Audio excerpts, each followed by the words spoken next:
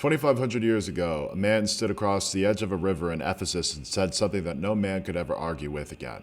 You cannot step into the same river twice. His name was Heraclitus, and you could say that his observation is simple, poetic even. But it's not a poem. It's a diagnosis of everything.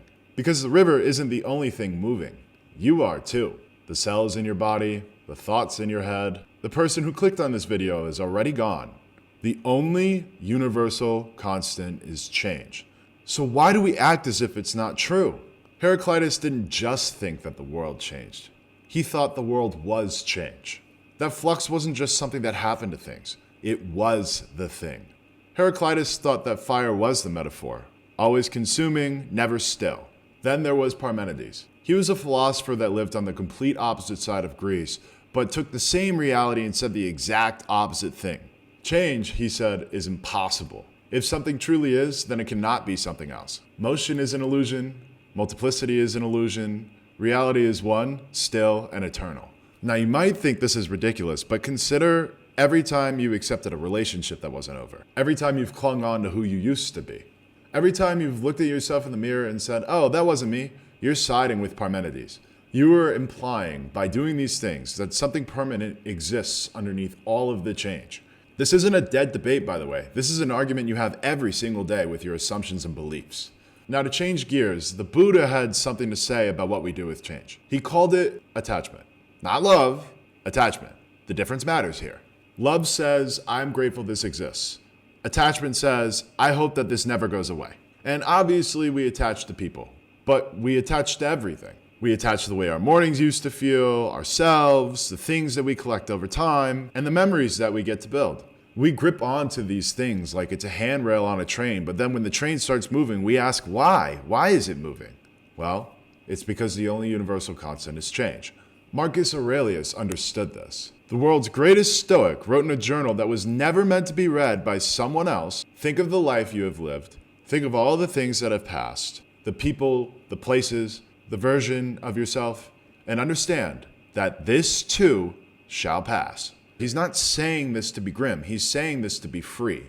You can only act in the future by understanding your past and choosing to be who you are in any given moment of life. The Stoics actually understood something that most of us will never get. The suffering came from you expecting there to be no change at all. So if change is the only universal constant, what do we do with it? I mean, you could say it's despair and say, oh man, and honestly, that's fair. If nothing matters, why bother with living the life we live? But there's another option, the one that's been accepted by cavemen and us in the modern day. Nietzsche called it amor fati, the love of fate. Not tolerance, not acceptance, love. He proposed a thought experiment in one of his books where he said, if you were to live your life all over again, the experiences, the moments, the lessons, the past, the present, and the future, would you do it again? Could you possibly want it? That's a question for you to decide. In Japan, there was an art form called kintsugi, which is taking broken pieces of pottery and filling them up with gold.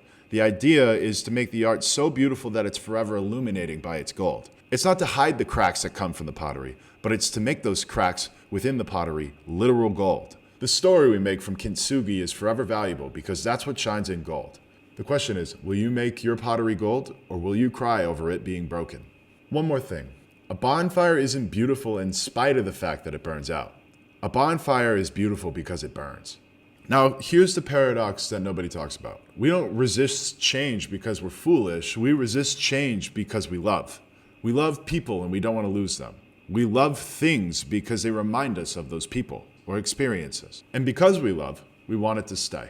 That's not weakness. That's the one thing that makes us human. But the invitation to accept change that Heraclitus invited us to, Parmenides never accepted, the one that Marcus Aurelius integrated into his private journal, Buddha proposed as a framework, and the Japanese instilled through their art form, is like seeing love as water, accepting its fluidity, embracing its temperature, and moving as it moves to become formless.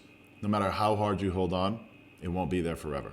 The key with water and loving like water is to not expect it to stay on your hands forever. However, it will move through your fingers no matter what you do.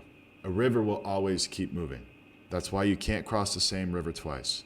But it was never yours to hold. Instead, that river was always free to swim in. Thank you so much for your time. Make sure you like and subscribe, and I'll see you in the next video.